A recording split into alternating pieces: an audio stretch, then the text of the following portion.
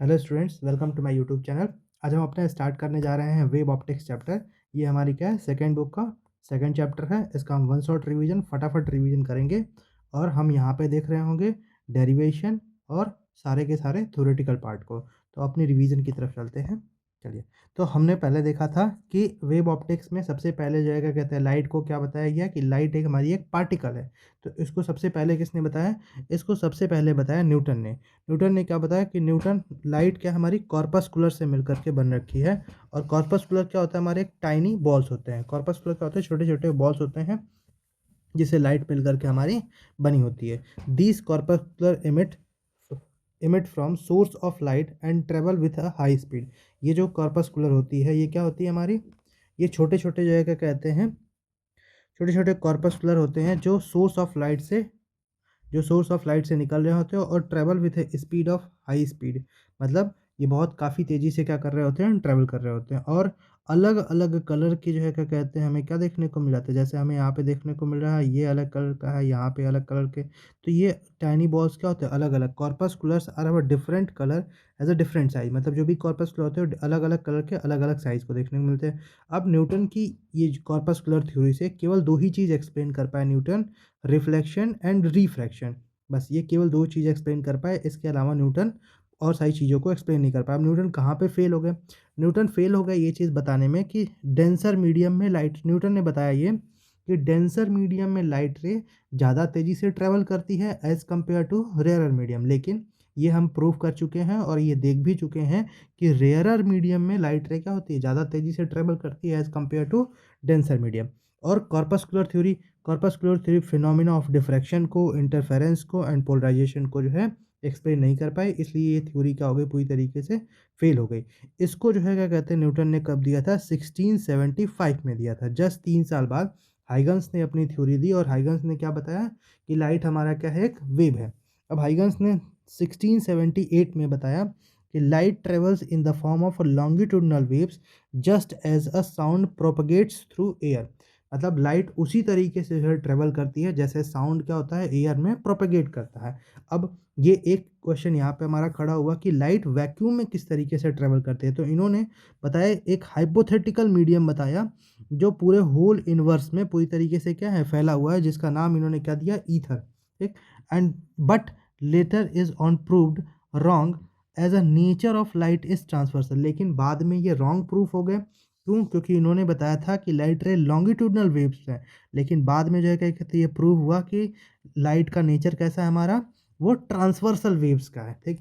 This theory could successfully explain reflection reflection refraction, diffraction, interference and polarization of light. मतलब ये theory काफ़ी सारी चीज़ों को लाइट के प्रूव कर पाई। लेकिन कहाँ फेल हो गई? ये बताने में फेल हो गई कि लाइट रे हमारी क्या है, लॉन्गिट्यूडनल वेव ना होकर के ट्रांसवर्सल वेव है। और दूसरा, ये थ्योरी हमारी जो है एक्सप्लेन नहीं कर पाई फोटो इलेक्ट्रिक इफेक्ट को, क्योंकि फोटो इलेक्ट्रिक इफेक्ट जब तक हम पार्टिकल नहीं मानेंगे तब तक हम इसे एक्सप्लेन नहीं कर सकते हैं। तो हाइगन्स केवल यहाँ फेल हुए, लेकिन हम हाइगन्स को आगे पढ़ रहे होंगे क्योंकि ये थ्योरी बहुत सारी चीज़ों को क्या कर पाई है, प्रूव कर पाई। तो अब हाइगन्स ने क्या क्या थ्योरी में दिया, ये देखते हैं। हाइगन्स ने ये बताया कि लाइट क्या होती है, वेव के फॉर्म में ट्रैवल करती है। इस तरीके से वेव को, जैसे अगर हम पानी में एक पत्थर मारें तो क्या है, इस तरीके से वेव्स बनते हुए हमें देखने को मिलेगी। तो इन्होंने कहा कि अगर हम इसको पॉइंट सोर्स मानें, लाइट को क्या है, पॉइंट सोर्स माने, तो इस तरीके से स्फेरिकल वेव फ्रंट बनते हुए देखने को मिलेगा। इन्होंने एक नया नाम दिया, उसको नाम दिया वेव फ्रंट। मतलब इन चीज़ों को इन्होंने क्या नाम दिया? Wave front. की लाइट रे वेव फ्रंट के फॉर्म में क्या है, आगे धीरे धीरे बढ़ती रहती है। अब वेव फ्रंट क्या होता है? वेव फ्रंट देख लेते हैं। Locus of point which oscillate in the same phase is called wave front. एक बार यहाँ पे देख लेते हैं। अगर मान लेते हैं ये हमारा कोई पॉइंट सोर्स है, ये हमारा यहाँ पे पॉइंट सोर्स है, इससे हम एक्स डिस्टेंस आगे गए, इसके एक्स डिस्टेंस इस साइड गए, एक्स डिस्टेंस हम इस साइड गए और एक्स डिस्टेंस अगर हम इस साइड गए, इन सारे पॉइंट्स को हमने मिला दिया तो हमें क्या मिला? एक वेव फ्रंट। और ये वेव फ्रंट कैसा था हमारा? स्फेरिकल वेव फ्रंट था। इसी तरीके से अगर ये हमारा सोर्स है, हम x1 डिस्टेंस से यहाँ पे गए, ठीक है, यहाँ से हम x1 डिस्टेंस यहाँ पे गए, यहाँ से x1 डिस्टेंस हम यहाँ पे गए और यहाँ से x1 डिस्टेंस हम यहाँ पे गए, तो यहाँ से सारे पॉइंट को हमने मिला दिया तो हमें क्या मिला? एक नया वेव फ्रंट मिला और ये भी स्फेरिकल शेप का था। तो लाइट रे इस तरीके से क्या होती है हमारी ट्रैवल करती है और ये सारी की सारी डिस्टेंस क्या है, x1 डिस्टेंस है, ठीक। तो ये लाइट रे ये हमारा क्या कहलाता है, वेव फ्रंट। अब इन्होंने एक चीज़ और बताई कि light ray always travels in the perpendicular direction to the plane of the wave front. मतलब लाइट रे हमेशा कैसे ट्रेवल करती है, परपेंडिकुलर डायरेक्शन, वेव फ्रंट के परपेंडिकुलर डायरेक्शन में क्या कर रही होती है लाइट रे हमारी, ट्रेवल कर रही होती है। जैसे ये सारी की सारी हमारी क्या है, परपेंडिकुलर दिखा दिया, ठीक। इसके बाद इन्होंने लाइक कई तरीके के वेव फ्रंट बताया, जैसे स्फेरिकल वेव फ्रंट। अब स्फेरिकल वेव फ्रंट जब उन्होंने बताया तो ये किसके लिए बताया, ये हमारा पॉइंट सोर्स के लिए बताया। ये किसके लिए बताया कि जब हमारा लाइट रे पॉइंट सोर्स की तरीके से होगी तब हमारा किस तरीके का वेव फ्रंट बनेगा, तब हमारा स्फेरिकल वेव फ्रंट बन रहा होगा। इसके बाद उन्होंने प्लेन वेव फ्रंट बताया। ये कब के लिए, जब लाइट रे हमारे इनफाइनाइट से आ रही होगी, मतलब काफ़ी दूर से आ रही होगी, तो इस तरीके का जो है क्या कहते हैं, लाइट रे हमारी क्या कर रही है, ट्रेवल कर रही होगी और वेव फ्रंट कुछ हमारा इस तरीके का बन रहा होगा। इसे इन्होंने क्या कहा, इसे उन्होंने कहा प्लेन वेव फ्रंट। ये कब के लिए, जब लाइट रे काफ़ी डिस्टिंक्ट, काफ़ी काफ़ी दूर से जब आ रही होगी तब ये हमारा प्लेन वेव फ्रंट बन रहा होगा। इसके बाद उन्होंने तीसरा वेव फ्रंट बताया, cylindrical wave front. Cylindrical wave front कब बनेगा, सिलेंड्रिकल वेव फ्रंट तब बनेगा जब हमारे लिए वो लीनियर सोर्स ऑफ लाइट हो, मतलब लाइट रे एक लीनियर किसी सोर्स से रिलीज हो रही हो, तब हमारा कैसा वेव फ्रंट बन रहा होगा, तब हमारा सिलेंड्रिकल वेव फ्रंट कुछ इस तरीके से बनते हुए देखने को मिलेगा। ये हमारा क्या हो गया, सिलेंड्रिकल। तो टोटल 3 वेव फ्रंट हो गए। पहला वेव फ्रंट हमारा क्या है, स्फेरिकल, दूसरा वेव फ्रंट हमारा प्लेन वेव फ्रंट और तीसरा हमारा क्या हो गया, सिलेंड्रिकल वेव फ्रंट हो गया, ठीक। इसके बाद हम behaviour of wave front after reflection और रिफ्रैक्शन हम देख लेते हैं यहाँ पे। अब देखिए, अगर हमारी लाइट रे कुछ इस तरीके से जा रही है तो वेव फ्रंट यहाँ पे कैसा बन रहा होगा, हमारा प्लेन बन रहा होगा। अब रिफ्लेक्शन होने के बाद यहाँ पे देखिए लाइट रे क्या होगी, फोकस पे आकर के मिल जाएगी, क्योंकि हम जानते हैं कि जो लाइट रे प्रिंसिपल एक्सिस के पैरेलल होती है वो लाइट रे कहाँ पे मिलती है, फोकस पे मिल रही है। अब ये अगर ये मान लेते हैं, इसको हम मान लेते हैं यहाँ पे ये पॉइंट सोर्स है, ये हमारा यहाँ पे क्या है, पॉइंट सोर्स है। अगर ये पॉइंट सोर्स है तो इससे जो लाइट रे निकलेगी वो कैसा बनाएगी वेव फ्रंट, वो स्फेरिकल वेव फ्रंट। तो कुछ इस तरीके का वेव फ्रंट हमें क्या है, देखने को मिल जाएगा। ये कॉनकेव मिरर के लिए था। आगे हम आगे देख लेते हैं कॉन्वेक्स मिरर के लिए। अब लाइट रे ऐसे आगे जा रही है तो इसका मतलब यहाँ पे कैसा वेव फ्रंट बनाएगी, प्लेन वेव फ्रंट बनाएगी। इसके बाद अब जो लाइट रे प्रिंसिपल एक्सिस के पैरेलल होती है वो क्या होती है हमारी, या तो प्रिंसिपल एक्सिस पे हुआ तो या तो फोकस पे मीट करती है, या तो फोकस पे मीट करती हुई दिखती है। तो यहाँ पे फोकस पे लाइट रे क्या होती है, मीट करती हुई दिख रही है।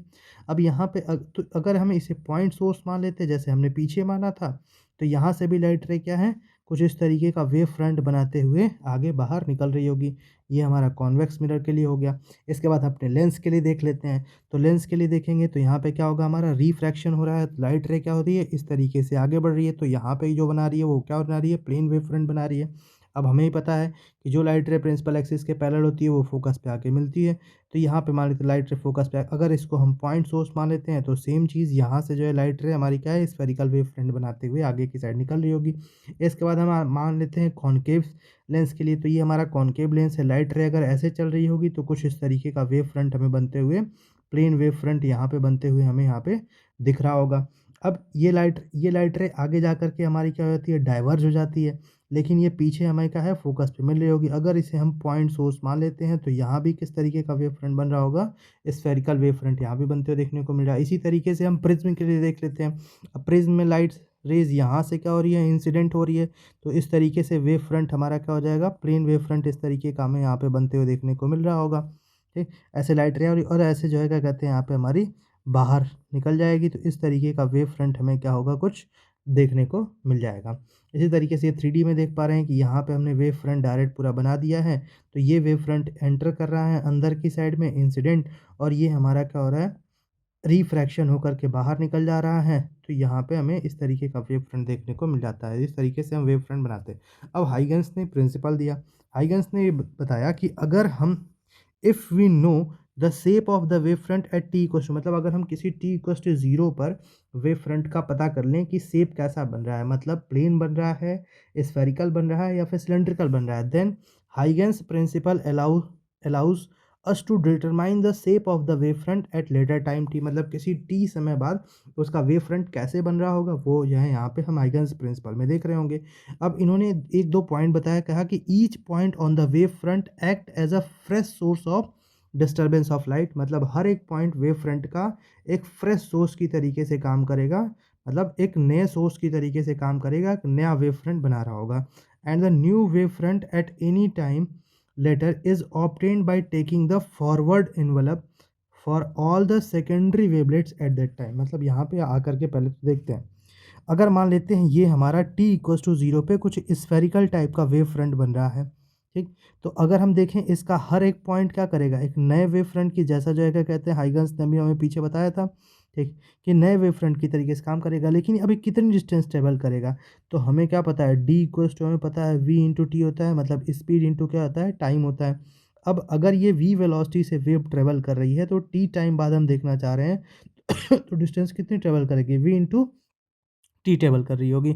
अब यहाँ पे अगर v इंटू टी डिस्टेंस ये ट्रेवल कर रही होगी, तो यहाँ से हम v इंटू टी यहाँ से डिस्टेंस लेकर के आर्क लगाते चलेंगे, आर्क लगाते चलेंगे, और इस तरीके से हम v इंटू टी का रेडियस लेकर के सर्कल हम इस तरीके से ड्रॉ कर सकते हैं। अब इसी सर्कल पे हम क्या करेंगे, टेंजेंट को ड्रॉ कर देंगे। इस सर्कल पे जो टेंजेंट ड्रॉ करेंगे तो ये हमें नया वेव फ्रंट बनते हुए देखने को मिल जाएगा। अब इसी तरीके से यहाँ पे आगे अगर ये बहुत दूर से लाइट रे आ रही है तो कैसा वेव फ्रंट बनाएगी, ये बनाएगी हमारी प्लेन वेव फ्रंट बनाएगी। तो वेव फ्रंट का हर एक पॉइंट क्या करेगा, नए डिस्टर्बेंस सोर्स की तरीके से काम करेगा।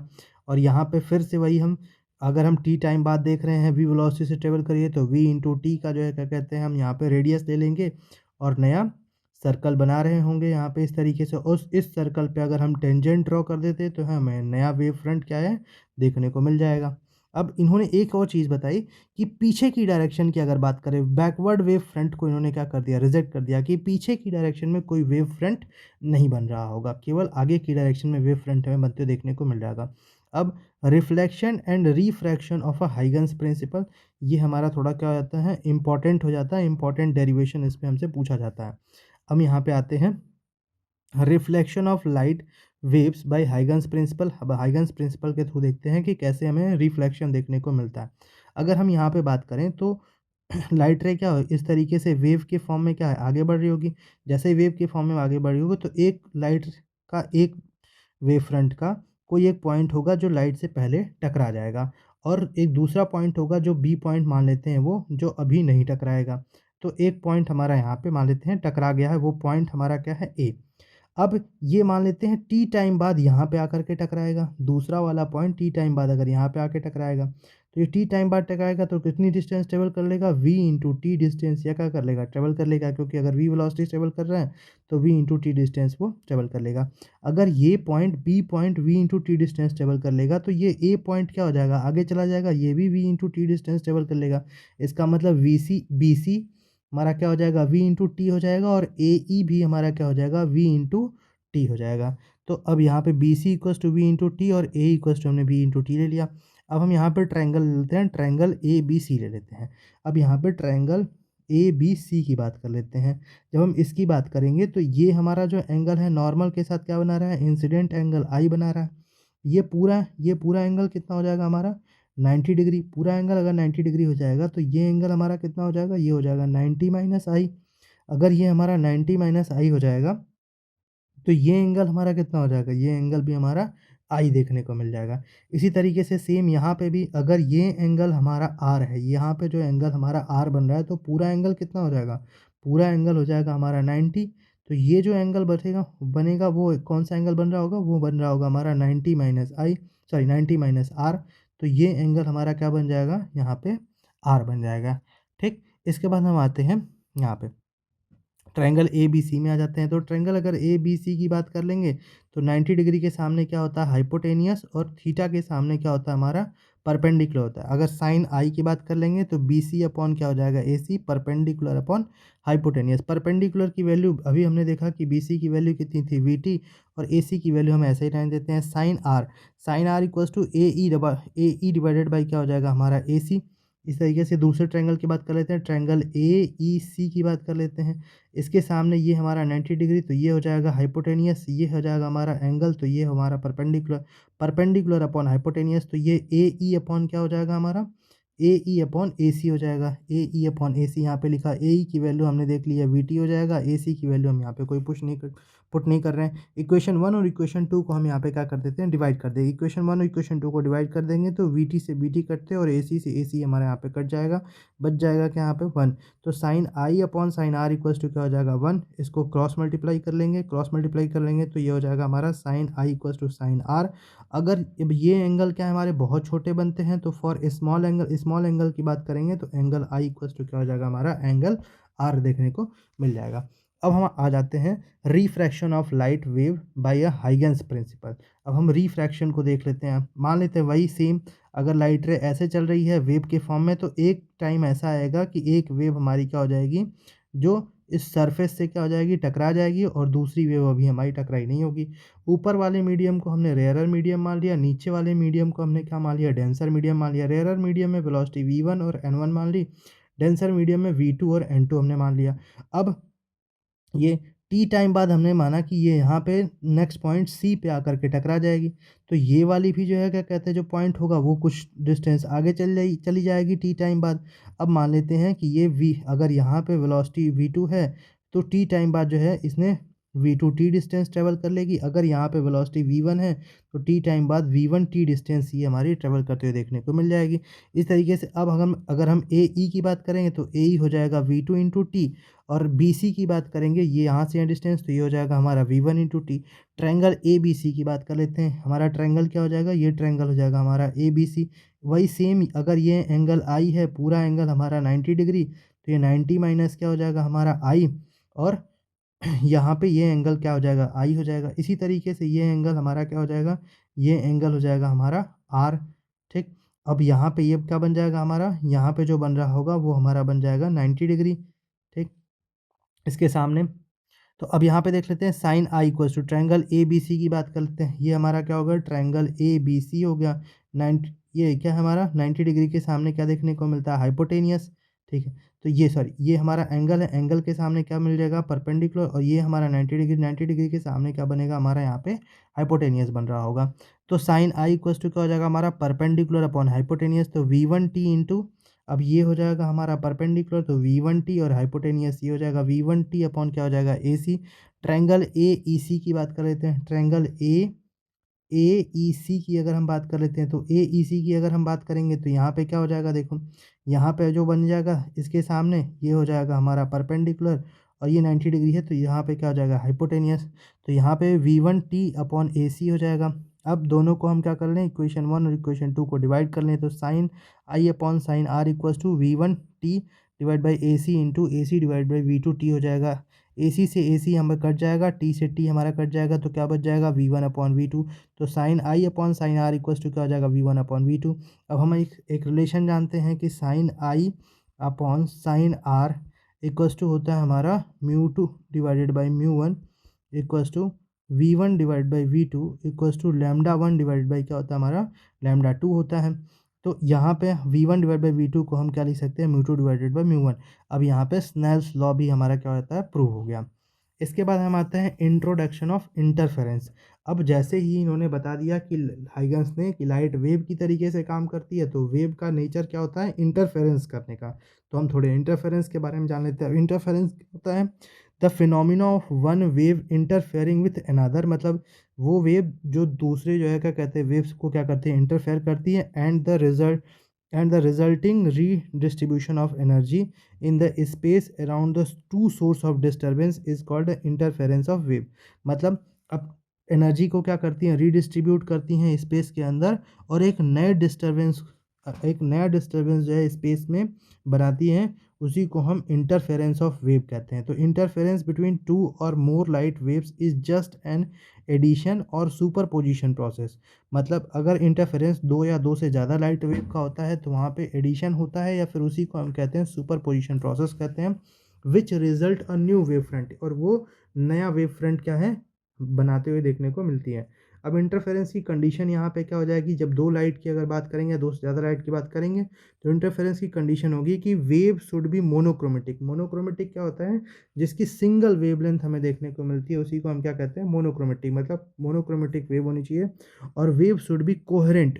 कोहेरेंट वेव क्या होता है, आगे देख लेते हैं। तो कोहेरेंट सोर्स आर दो sources of light which emit waves that have a same frequency and zero और कांस्टेंट फेज़ डिफरेंस मतलब कोहेरेंट सोर्स वो होता है जिनकी फ्रीक्वेंसी क्या हो जाएगी सेम, ठीक है। अगर फ्रीक्वेंसी सेम हो गई तो हमें पता है कि ओमेगा इक्वल्स टू क्या हो जाएगा 2 पाई एफ, तो इसका मतलब हमें क्या देखने को मिल जाएगा ओमेगा भी सेम देखने को मिला, मतलब कोहेरेंट सोर्स होता है जिनकी फ्रीक्वेंसी सेम होती है, उनका उनका जो फेज़ डिफरेंस होता है वो क्या होता है कांस्टेंट होता है या फिर ज़ीरो होता है। इनकोहेरेंट सोर्स का मतलब जिसकी फ्रीक्वेंसी रैंडम और फेज़ डिफरेंस भी हमें क्या देखने को मिल जाता है रैंडम, जैसे इलेक्ट्रिक बल्ब, नाइट लैंप, इन ये सारे क्या होते हैं हमारे इनकोहेरेंट सोर्स के कुछ एग्जांपल देखने को मिल जाते हैं। अब interference of wave, light wave की बात कर लेते हैं। तो जब भी लाइट वेव क्या होती हैं आपस में एक दूसरे से इंटरफेयर करती हैं, अगर सेम डायरेक्शन में इंटरफेयर कर रही हैं तो क्या बनाएगी कंस्ट्रक्टिव इंटरफेरेंस बनाती हैं, मतलब ये दोनों आपस में क्या हो जाती हैं जुड़ जाती हैं। और अगर अपोजिट डायरेक्शन में बनाती हैं तो क्या होती हैं डिस्ट्रक्टिव इंटरफेरेंस बना रही होती हैं। तो कंस्ट्रक्टिव इंटरफेरेंस की कंडीशन क्या होती है? कंस्ट्रक्टिव इंटरफेरेंस की कंडीशन होती है कि उनके बीच जो फेज़ डिफरेंस होता है वो 0 होता है, 2 पाई होता है, या फिर जो है क्या कहते हैं हमारे यहाँ पे 2 पाई एन, 3 पाई हो जाएगा, 4 पाई हो जाएगा। ये हमारा क्या हो जाएगा कंस्ट्रक्टिव की इंटरफेरेंस की फेज़ डिफरेंस की कंडीशन जाएगी, जहाँ पे एन की वैल्यू 0, 1, 2, 3, या फिर हम क्या लिख सकते हैं एन, एन तक यहाँ पे हम जा सकते हैं। ठीक, इसके बाद हम पाथ डिफरेंस की बात कर लेते हैं। तो पाथ डिफरेंस हमारा क्या होता है 0 lambda, 2 lambda, 3 lambda, n lambda तक हम यहाँ पे आ सकते हैं। तो पाथ डिफरेंस को हम एन लैम्डा से यहाँ पे डिनोट कर सकते हैं, और फेज़ डिफरेंस को 2 एन पाई से हम क्या कर सकते हैं यहाँ पे डिनोट कर सकते हैं। तो कंस्ट्रक्टिव इंटरफेरेंस जैसे अब यहाँ पे देखो कि 2 लाइट रे क्या हो रही है आपस में सेम फ़ेज़ में यहाँ पे चल रही हैं, तो इनके बीच जो रिज़ल्टेंट होगा, मतलब जो इनके बीच का एम्पलीट्यूड होगा, वो एम्पलीट्यूड आपस में क्या हो जाएगा, जुड़ जाएगा। इसी को हम कंस्ट्रक्टिव इंटरफेरेंस कहते हैं। अब हम डिस्ट्रक्टिव इंटरफेरेंस की कंडीशन को देख लेते हैं। तो डिस्ट्रक्टिव इंटरफेरेंस कब होता है? जब उनके बीच में जो है क्या कहते हैं फ़ेज़ डिफरेंस पाई हो जाता है, 3 पाई होता है, 5 पाई होता है, या फिर हम ये कह सकते हैं कि अगर हम nth की बात कर लेंगे तो 2n+1 पाई जो है हमें अगर देखने को मिल जाता है। अब इसी तरीके से पाथ डिफरेंस की बात कर लेते हैं। तो पाथ डिफरेंस λ/2, 3 λ/2, 5 λ/2 हमें देखने को मिलता है, या फिर हम कह सकते हैं 2n+1 λ/2, जहाँ पे n की वैल्यू 0, 1, 2, 3, 4 हो सकती है। तो पाथ डिफरेंस का अगर हम बात कर लें nth के लिए बात कर लें, nth कंस्ट्रक्शन के लिए बात कर लें तो 2n+1 λ/2 हो जाता है। अब डिस्ट्रक्टिव इंटरफेरेंस अगर हम यहाँ पे देखेंगे तो ये देखिए, ये लाइट वेव है, ठीक है। यहाँ पे ऊपर की साइड में है एक वेव चल रही है, और दूसरी वेव क्या है हमारी नीचे की साइड चल रही है। तो इनके बीच में अगर फेज़ डिफरेंस देखेंगे तो क्या हमारा 180 डिग्री का एक फेज़ डिफरेंस हमें यहाँ पे बनते हुए देखने को, इसीलिए यहाँ पे फेज़ डिफरेंस क्या हो गया हमारा पाई हो गया है, ठीक।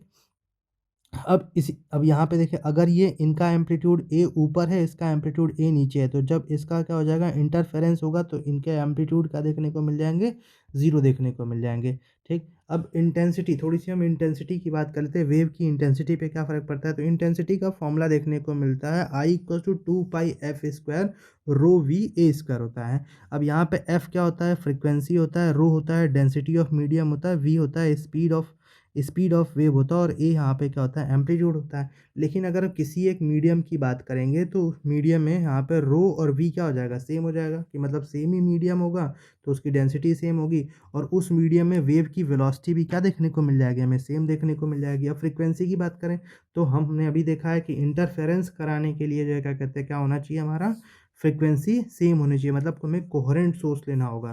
तो इसका मतलब ये तीनों चीज़ें हमें क्या हो जाएँगी, मिल जाएँगी, सेम मिल जाएँगी। अगर ये तीनों चीज़ें हमें सेम मिल जाएँगी तो क्या क्या वैरी कर रहा होगा? एम्पलीट्यूड हमें केवल वैरी करते हुए देखने को मिल जाएगा। तो आई प्रोपोर्शनल हो जाएगा ए स्क्वायर के। अगर हम यहाँ पे प्रोपोर्शनलिटी साइन हटाते हैं तो आई इक्वल्स टू के स्क्वायर लिख सकते हैं। अब ये सारी की सारी क्या होती हैं वेक्टर क्वांटिटीज़ होती हैं, तो इन्हें ऐड करने के लिए हम क्या करेंगे AR² equals to A1² plus A2² plus 2A1 A2 cos theta, हम ये फॉर्मूला लगा सकते हैं। अब यहाँ पे उनके बीच में एंगल अगर निकालना है कि उनके बीच में एंगल क्या बन रहा है, तो tan theta equals to A2 sin phi divide by A1 plus A2 cos phi हो जाएगा। अब IR इक्वल्स टू क्या हो जाएगा के AR² I1 इक्वल्स टू क्या हो जाएगा KA1² और I2 इक्वल्स टू क्या हो जाएगा यहाँ पे हमारा KA2²। अगर हम ये वैल्यू सारी की सारी पुट कर दें तो IR equals to I1 plus I2 plus 2√I1 I2 cos phi हमें यहाँ पे एक फॉर्मूला मिलते हुए इंटेंसिटी का देखने को मिल जाता है। इसके बाद हम आते हैं, अगर IR मिनिमा की बात करते हैं, मतलब इंटेंसिटी का रिजल्टेंट मिनिमा कब मिलेगा, वो मिलेगा फाई इक्वल्स टू 0 डिग्री पे, और मैक्सिमा कब मिलेगा फाई इक्वल्स टू पाई पे हमें क्या देखने को मिल रहा होगा, मैक्सिमा देखने को मिल जाएगा। अब हम कॉस 0 डिग्री की बात करें तो कॉस 0 डिग्री की वैल्यू कितनी हो जाती है, 1 हो जाती है। और कॉस पाई की बात करें तो कॉस पाई की वैल्यू कितनी देखने को मिल जाती है, -1। अगर हम यहाँ पे वैल्यू पुट करेंगे तो ये क्या हो जाएगा, हमारा 1 हो जाएगा। और यहाँ पे हमें देखने को मिल जाएगा √I1 प्लस √I2 का होल स्क्वायर। अगर हम मिनिमम इंटेंसिटी की बात करें जो हमें फाइव पाई पे हमें देखने को मिलेगा, मतलब 180 डिग्री पे देखने को मिलेगा, जहाँ पे कॉस पाई की वैल्यू कितनी होती है हमारी, -1 होती है। तो अगर मिनिमम की बात करेंगे √I1 माइनस √I2 का क्या हो जाएगा, होल स्क्वायर हो जाएगा। अब यहाँ पे एक चीज़ थोड़ी सी और इंपॉर्टेंट देख लेते हैं। अगर मान लेते हैं I1 equals to I2 equals to अगर I हो गया, मतलब I1 I2 की वैल्यू मान लेते हैं I के बराबर होगी या फिर दोनों की वैल्यू इक्वल होती है, तो I equals to I1 plus I2 2√I into cos phi हो जाएगा। अब यहाँ पे क्या करेंगे, ये हो जाएगा 2i हो जाएगा। यहाँ से 2i कॉमन ले लेंगे और बचेगा 1 प्लस कॉस फाई। अब हमें कॉस थीटा का एक फॉर्मूला पता है कि cos theta equals to 2 cos square theta -1 होता है, लेकिन यहाँ पे हाफ एंगल का फॉर्मूला यहाँ पर लगाया है तो cos theta equals to 2 cos square theta divided by 2 -1 होता है। अब यहाँ पे 2 cos square theta divided by 2 की वैल्यू अगर निकालें तो कॉस थीटा प्लस 1 हो जाएगा। अब यहाँ हम वैल्यू पुट कर सकते हैं कि कॉस थीटा, यहाँ से कॉस थीटा या फिर 1 प्लस कॉस फाई की वैल्यू पुट कर लेंगे। 1 प्लस कॉस फाई की वैल्यू हम क्या पुट कर सकते हैं, 2 कॉस स्क्वायर फाई बाई 2। अब यहाँ से 2 से 2 ये क्या हो जाएगा, मल्टीप्लाई हो जाएगा, तो ये हो जाएगा 4i cos square phi by 2। ये एक फॉर्मूला हमें यहाँ पे इंपॉर्टेंट है, इसको थोड़ा सा आप लोग नोट कर लीजिएगा क्योंकि इसको हमने क्लास में भी कंप्लीट नहीं किया था इस फॉर्मूले को। ये फॉर्मूले भी आप लोग नोट कर लीजिएगा। अब इंटरफेरेंस ऑफ वेव की बात कर लेते हैं, ठीक है। इंटरफेरेंस ऑफ वेव की बात करेंगे तो हमें यहाँ पे देखने को मिलेगा एक, मतलब हमें कंस्ट्रक्टिव इंटरफेरेंस जहाँ पे मिलेगा वहाँ पे हमें ब्राइट बैंड देखने को मिल रहा होगा, और जहाँ पे डिस्ट्रक्टिव इंटरफेरेंस हमें देखने को मिल जाएगा वहाँ पे डार्क बैंड देखने को मिल जाएगा, कुछ इस तरीके से, ठीक है। यहाँ पे क्या होगा, यहाँ पे डार्क बैंड है, यहाँ पे ब्राइट बैंड है, यहाँ पे क्या है, ब्राइट बैंड है, यहाँ पे ब्राइट बैंड है, यहाँ पे हमें क्या देखने को मिला, डार्क बैंड। तो ये कंस्ट्रक्टिव इंटरफेरेंस होगा तो ब्राइट बैंड मिलेगा, और डिस्ट्रक्टिव होगा तो डार्क बैंड में मिल रहा होगा। अब यंग्स डबल स्लिट एक्सपेरिमेंट की बात कर लें, जिस एक्सपेरिमेंट ने प्रूव किया एक्चुअली में कि लाइट वेव है। हाइगन्स ने ये बताया था कि लाइट क्या है, वेव है, लेकिन प्रूफ किसने किसने किया, ये यंग्स डबल स्लिट एक्सपेरिमेंट ने किया। अब यंग्स ने कैसे एक्सपेरिमेंट किया, यंग्स ने जो है एक लाइट सोर्स लिया, एक मोनोक्रोमेटिक लाइट सोर्स लिया। यहाँ पे मोनोक्रोमेटिक लाइट सोर्स क्या है, जिसकी वेवलेंथ क्या हमारी एक होती है, मतलब जिसकी वेवलेंथ हमारी फिक्स होती है। अब यहाँ पे इन्होंने क्या ले लिया, कॉन्वेक्स लेंस ले लिया, ठीक। कॉन्वेक्स लेंस लिया और यहाँ पे इसको फोकस पे रखा। अब हमें पता है कि जो लाइट रे फोकस से पास होती हैं वो फिर क्या हो जाती हैं, प्रिंसिपल एक्सिस के पैरेलल हो जाते हैं। अब लाइट रे हमारी यहाँ पे सीधी सीधी जानी चाहिए थी। अब यहाँ पे एक बहुत पतली पतली इन्होंने स्लिट खींच दिया। इतनी पतली स्लिट थी कि बहुत नैरो स्लिट थी। जैसे अगर हम इसकी बात कर लें तो ये में जो है क्या कहते हैं, इनके बीच का, हमें इनके बीच का डिफरेंस और जो ये स्लिट्स हैं वो क्या है, हमारी में। जैसे हम ब्लेड से अगर कोई स्लिट खींच दें, ब्लेड से अगर कोई भी चीज़ कट कर दें तो जितनी पतली स्लिट होगी वो इतनी पतली यहाँ पे स्लिट थी। अब मान लेते हैं ये लाइट रे हमारी क्या हुई, इस स्लिट से पास हुई। अब यहाँ पे 2 स्लिट बन रहा है तो हमारा एक्सपेक्टेशन ये होना चाहिए कि स्क्रीन पे पीछे की साइड 2 स्लिट्स से जो है क्या कहते हैं, हमारे यहाँ पे 2 ब्राइट फ्रिंज बननी चाहिए, लेकिन ऐसा नहीं हुआ। यहाँ पे क्या हो गए, लाइट रे ऐसे पास तो हुई लेकिन अलग अलग जगह हमें क्या है, ब्राइट फ्रिंज बनाते हुए, पूरी जो है क्या कहते हैं स्लिट पे अलग अलग जगह पे ब्राइट फ्रिंज बनाते हुए देखने को मिली। अब ऐसा फिनोमिना हमें तब देखने को मिलेगा जब लाइट रे आपस में इंटरफेयर कर रही होंगी। अब लाइट रे अगर इंटरफेयर कर रही होंगी तो सीधी सी बात है कि नए तरीके का क्या बना रही होंगी, वेव यहाँ पे बना रही होंगी। तो अगर हम ब्राइट और डार्क फ्रिंज की कंडीशन की बात कर लें, जैसा हमने इंटरफेरेंस में पढ़ा था कि डेल्टा एक्स क्या होता है हमारा, अगर हम ब्राइट फ्रिंज की बात करेंगे, इसे हम मैक्सिमा भी कहते हैं। और अब ये कब देखने को मिलता है, ये हमें देखने को मिलता है कंस्ट्रक्टिव इंटरफेरेंस में।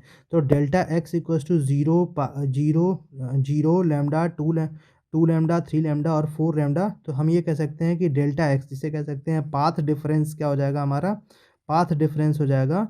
अगर हम nth की बात कर लेंगे, nth फ्रिंज की बात कर लेंगे तो ये हो जाएगा n लैम्डा। इसी तरीके से डार्क या फिर मिनिमा की बात कर लेंगे, जिसे हम कह सकते हैं डिस्ट्रक्टिव इंटरफेरेंस की, तो λ/2 3 λ/2 5 λ/2 और 7 λ/2 हो जाएगा। जो कहाँ देखने को मिलेगा, अगर हम nth की बात कर लेंगे, nth डार्क फ्रिंज की बात कर लेंगे तो 2n - 1 लैम्डा डिवाइडेड बाई क्या हो जाएगा यहाँ पे 2 हो जाएगा। अब पोजीशन ऑफ ब्राइट फ्रिंज की बात कर लेते हैं, तो पोजीशन ऑफ ब्राइट फ्रिंज की बात कर लेंगे तो इसे हम y से डिनोट करते हैं। ये क्या हो जाएगा, n d lambda divided by क्या हो जाएगा, स्मॉल डी हो जाएगा, जहाँ पे हमारा कैपिटल डी क्या है, कैपिटल डी है स्लिट से लेकर के यहाँ तक की डिस्टेंस क्या हो जाएगी, कैपिटल डी, और दोनों स्लिट्स के बीच की डिस्टेंस क्या हो जाएगी, ये हमारी हो जाएगी स्मॉल डी हो जाएगा। और ये पोजीशन को दिखा रहे होंगे, मतलब यहाँ पे कहाँ से, सेंट्रल ब्राइट से ऊपर की साइड में इसे हम वाई से दिखा रहे होंगे। जो डिस्टेंस लेंगे वाई, वो क्या हो जाएगा हमारा, सेंट्रल ब्राइट से होगा डिस्टेंस। तो y equals to bright fringe के लिए क्या हो जाएगा, n d lambda divided by क्या हो जाएगा हमारा डी।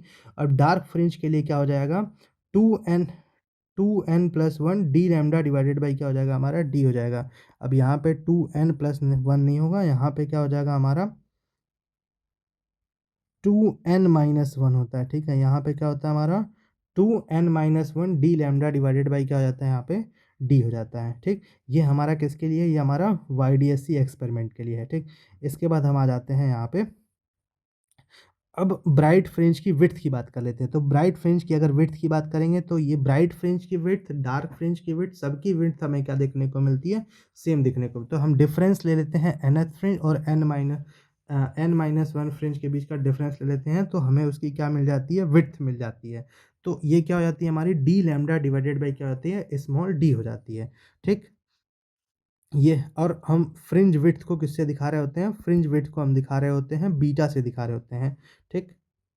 अब देखो यहाँ पे एक चीज़ और समझ लेना कि जैसे जैसे हम क्या करते हैं, सेपरेशन मतलब उनके बीच का डी, मतलब स्लिट्स के बीच का सेपरेशन बढ़ाते जाते हैं, वैसे वैसे फ्रिंज की विड्थ भी क्या कहते हैं, हमें क्या देखने को मिल जाता है। अगर अगर हम बढ़ाते जाएंगे तो फ्रिंज की विड्थ घटती चली जाएगी। अगर हम उनके बीच जो है क्या कहते हैं, डिक्रीज़ करते जाएंगे उनके बीच स्लिट्स की विड्थ, तो फ्रिंज की विड्थ क्या हो जाएगी हमारी, इंक्रीज़ करते हुए देखने को मिलेगी। ये हमारा ब्राइट फ्रिंज के लिए था, ये हमारा क्या था, डार्क फ्रिंज के लिए। अभी हमने बताया कि जो है क्या कहते हैं, दोनों की जो है क्या कहते हैं, विड्थ क्या देखने को मिल जाती है, चाहे डार्क की बात बात करें, चाहे जो है हम ब्राइट की बात करें, दोनों की जो है क्या कहते हैं, विड्थ क्या हो जाती है हमारी, सेम हो जाती है। The expression for fringe width so that the fringe are equally spaced on the screen, मतलब फ्रिंज क्या होते हैं, इस तरीके से इक्वली स्पेस्ड होते हैं, bright dark, bright dark, bright dark, ये हो जाएगा ब्राइट, ये हो जाएगा डार्क, ये है ब्राइट, ये है हमारा डार्क। तो ये इक्वली जो है क्या कहते हैं, इनकी विड्थ स्प्रेड रहती है पूरी पूरी स्क्रीन पे। अब इंटेंसिटी की डिस्ट्रीब्यूशन की बात कर लें तो all the bright fringe has the same intensity, सारे ब्राइट फ्रिंज की इंटेंसिटी क्या देखने को मिलती है, सेम देखने को मिलती है। और सारे डार्क फ्रिंज की इंटेंसिटी क्या देखने को मिलती है, यहाँ पे 0 देखने को मिलती है यंग्स डबल स्लिट एक्सपेरिमेंट में, ठीक। अब नेसेसरी कंडीशंस अगर देख लें तो हम क्या करेंगे, मोनोक्रोमेटिक लाइट सोर्स लेंगे, दूसरा हम क्या लेंगे, सेम फ्रीक्वेंसी की लाइट सोर्स, जिसे हम कह सकते हैं कोहेरेंट सोर्स लेंगे। और direction of wave should be same, direction of wave कैसी होनी चाहिए, सेम होनी चाहिए। Amplitude of both wave should also भी सेम, एम्पलीट्यूड भी दोनों वेव्स का कैसा होना चाहिए, सेम होना चाहिए। और slits of both source should be thin, मतलब जो पतली पतली स्लिट हैं उन वो कितनी कैसी होनी चाहिए, थिन होनी चाहिए। अब समरी की बात कर लेंगे तो समरी ये हमारी रही, ठीक है। ये हमारी कंस्ट्रक्टिव इंटरफेरेंस के लिए रही ये, और ये हमारी क्या रही, डिस्ट्रक्टिव इंटरफेरेंस के लिए समरी रही, ठीक है। ये आप फटाफट इसका स्क्रीनशॉट ले लीजिए या फिर इसे पॉज करके वीडियो आप लिखिए, ठीक। चलते हैं अपने डिफ्रैक्शन की तरफ। अब यहाँ पे देख लेते हैं डिफ्रैक्शन। अब डिफ्रैक्शन क्या होता है, हम यहाँ पे आकर के देखते हैं। तो डिफ्रैक्शन क्या होता है हमारा, bending of light around the corners and the encroachment of light within the geometrical shadow of the opaque obstacles is called a diffraction। अब देखो यहाँ पे मान लेते हैं एक हमारा कोई भी ऑब्जेक्ट हम रख देते हैं और ये हमारा लाइट सोर्स है। अब ये लाइट सोर्स अगर हम यहाँ पे, अगर ये हमारी पीछे की साइड स्क्रीन है तो लाइट सोर्स इस तरीके से निकलेगी और यहाँ पे क्या बना रही होगी, यहाँ पे कुछ ब्राइट जैसा बना रही होगी। लेकिन अब अगर जैसे ही लाइट रे कॉर्नर से पास होगी तो ये कॉर्नर से पास होकर यहाँ जानी चाहिए, लेकिन लाइट रे क्या होती है, थोड़ा सा अपने पाथ से डिफ्लेक्ट हो जाती है और डिफ्लेक्ट होकर के शैडो वाले रीजन में क्या कर जाती है, एंटर कर जाती है। हल्का सा शैडो रीजन में क्या कर जाती है, एंटर कर। और यही शैडो रीजन को हम ज्योमेट्रिकल शैडो या फिर जो है क्या कहते हैं, हम केवल शैडो कहते हैं। तो लाइट का कॉर्नर से बेंड हो जाना ही क्या कहलाता है, डिफ्रैक्शन कहलाता है। और ये क्या है, हमारा एक ऑब्स्टकल है जो लाइट को क्या कर रहा है, रोक रहा है। ये पूरा शैडो बनने दे रहा है, लेकिन लाइट का शैडो रीजन में हल्का सा बेंड हो जाना ये क्या कहलाता है, डिफ्रैक्शन कहलाता है। अब थोड़ा सा हम एक और जो है क्या कहते हैं एग्जांपल से देख लेते हैं। जैसे यहाँ पे अब डिफ्रैक्शन में क्या किया हमने, यहाँ पे लाइट रे, हमें पता है कि लाइट रे स्ट्रेट पाथ में ट्रेवल करती है, तो हमने यहाँ पे एक सोर्स ले लिया जहाँ से जो है बहुत पतली पतली यहाँ पे हमने स्लिट बना दी। अब यहाँ से हमने सोच लिया तो देखा होना ये चाहिए था कि लाइट रेज़ सीधे पाथ में क्या होनी चाहिए, ट्रैवल करनी चाहिए थी और शैडो रीजन में एंटर नहीं करनी चाहिए थी। लेकिन हुआ क्या देखने को, एक्चुअली में हमें ये देखने को मिला कि लाइट रे क्या है, लाइट रे सीधा चल करके जैसे ही कॉर्नर पॉइंट पे आई, कॉर्नर पॉइंट से डिफ्लेक्ट होकर के एक सेंटर ब्राइट रीजन में घुस गई। मतलब वहाँ पे सबसे ज़्यादा, मतलब कोई भी शैडो बनते हुए देखने को नहीं मिला। जैसे ही हमने बहुत पतली-पतली स्लिट्स ली तो कोई भी शैडो देखने को नहीं मिला। तो इससे हम प्रैक्टिकली चीज़ें ये समझ पाए कि light does not travels in straight line. Light straight line में ट्रैवल नहीं करती है, लेकिन एक कंडीशन उसके साथ लगी कि if size of hole are comparable to wavelength. मतलब ये जो होल, जब ये होल की साइज़ है वो अगर वेवलेंथ के कंपैरिजन हो जाए, मतलब जिस वेवलेंथ की लाइट यहाँ पे क्या हो रही है, ट्रैवल हो रही है, तब लाइट हमारी क्या है, स्ट्रेट पाथ में ट्रैवल नहीं करती है। ठीक, तो डिफ्रैक्शन अब यहाँ पे देख लेते हैं। The phenomena where light bends around the edges of an opaque object entering the shadow region is known as diffraction. मतलब शैडो रीजन में क्या है, उसका बेंड हो जाना लाइट का, वो हमारा क्या कहलाता है, डिफ्रैक्शन कहलाता है। Around the shadow region we can observe bright and dark fringes. हम जिस शैडो रीजन में कहीं पे क्या है, ब्राइट और डार्क फ्रिंजेस ऑब्जर्व करते हैं, but the intensities of bright fringes goes on decreasing on the either side of the central bright such as a fringe pattern is called a diffraction fringe.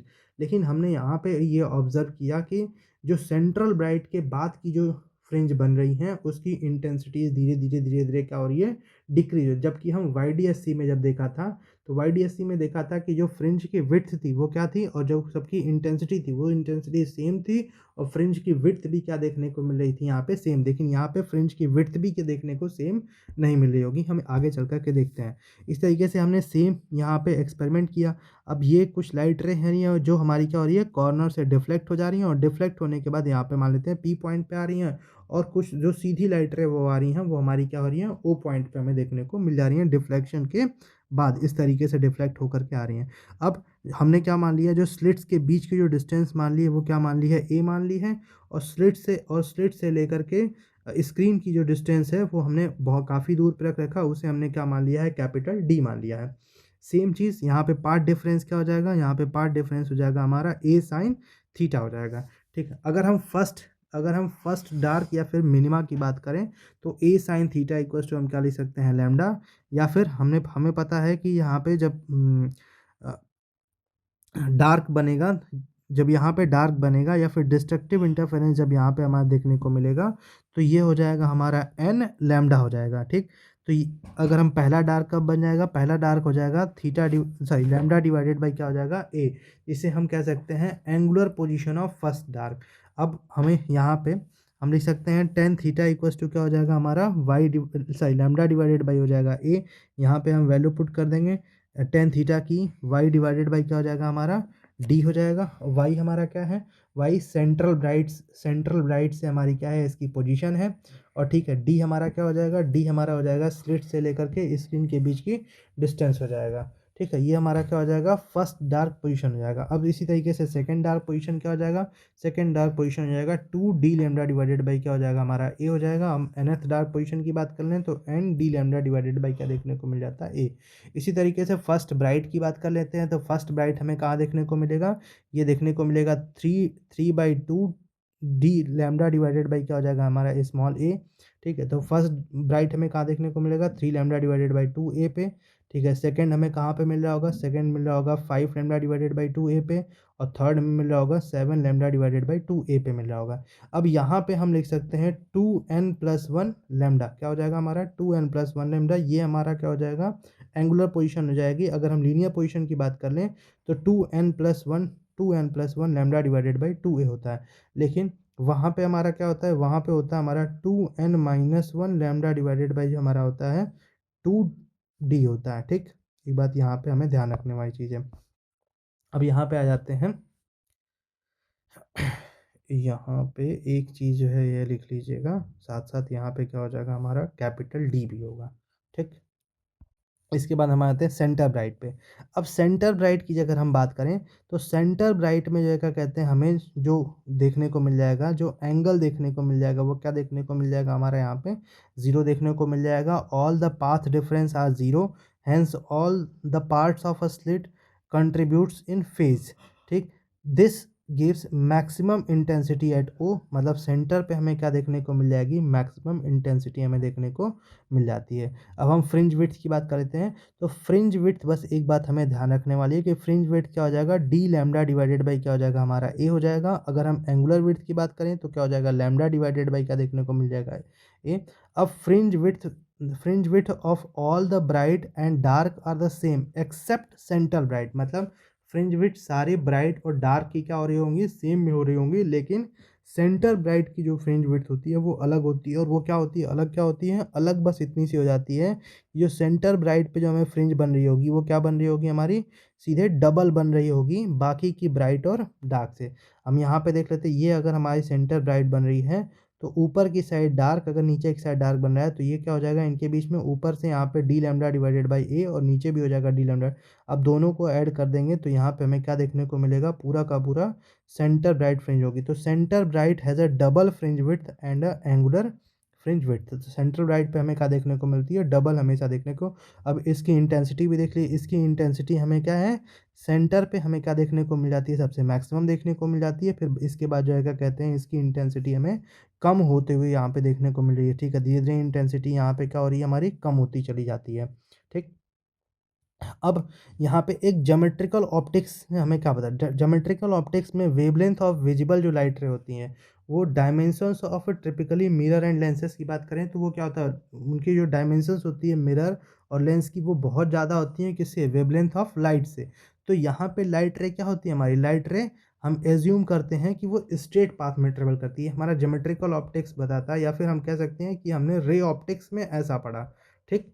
अब हम यहाँ पे बात करते हैं वेव ऑप्टिक्स में, हमने क्या पढ़ा, वेव ऑप्टिक्स में क्या हो गया कि साइज ऑफ ऑब्स्टेकल, या फिर अगर हम जिसकी बात करें तो स्लिट्स की अगर बात करें तो स्लिट्स की path of light is order to a wavelength of light, मतलब जो ऑप्टिकल्स थे ये किसके इक्वल हो गए, वेवलेंथ ऑफ लाइट के इक्वल हो गए। तो यहाँ पे लाइट रे हमारी क्या है, स्ट्रेट पाथ में ट्रेवल नहीं की। तो ये हमारा दो रे ऑप्टिक्स में, कि रे ऑप्टिक्स में लाइट रे एकदम स्ट्रेट पाथ में चलती है और वेव ऑप्टिक्स में लाइट रे स्ट्रेट पाथ में नहीं चलती है। क्यों नहीं चलती है, क्योंकि हमने यहाँ पे देख लिया कि अगर जो ऑब्स्टकल है या फिर कह सकते हैं जो स्लिट है वो वेवलेंथ की अगर इक्वल हो गई तो वो इक्वल पाथ में नहीं चलते हैं। अब इंटरफेरेंस और डिफ्रैक्शन में हमें कुछ डिफरेंस देखने को मिल जाते हैं कि interference is due to the superposition of two different wave coming from coherent source. और डिफ्रैक्शन हमारा क्या होता है, diffraction is due to the superposition of secondary wavelets from the different part of the same wave front, मतलब same wave front के जो different part से हमारा क्या बनता है, डिफ्रैक्शन बना होता है।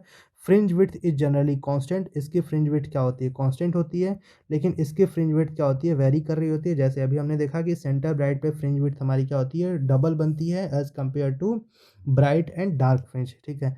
All the maxima has the approximately same intensity, मतलब जितने जो है क्या कहते हैं हमारा कंस्ट्रक्टिव इंटरफेरेंस बनता है वहाँ पे हमें सबकी इंटेंसिटी सेम देखने को मिलती है, लेकिन इसकी इंटेंसिटी क्या हो रही है, वेरी कर रही होती है। धीरे धीरे इसकी इंटेंसिटी क्या होती है, सेंटर ब्राइट से ऊपर या नीचे जाने पे इंटेंसिटी क्या होती जाती है, कम होती है।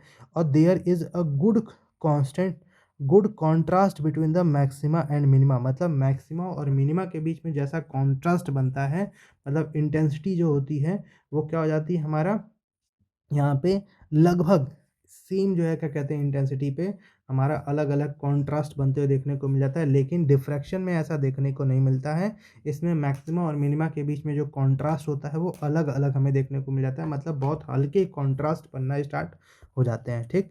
तो ये चैप्टर अब हमारा यहाँ पे क्या होता है, ख़त्म होता है, ठीक। राधे राधे। तो हम मिलते हैं अपने नेक्स्ट वीडियो में, ठीक है, अगले जो है वन शॉट वीडियो के साथ। तो आप इस वन शॉट वीडियो को फटाफट जो है क्या कहते हैं देखें और इसे रिवाइज कर लें। Radhe Radhe, thank you, Tata.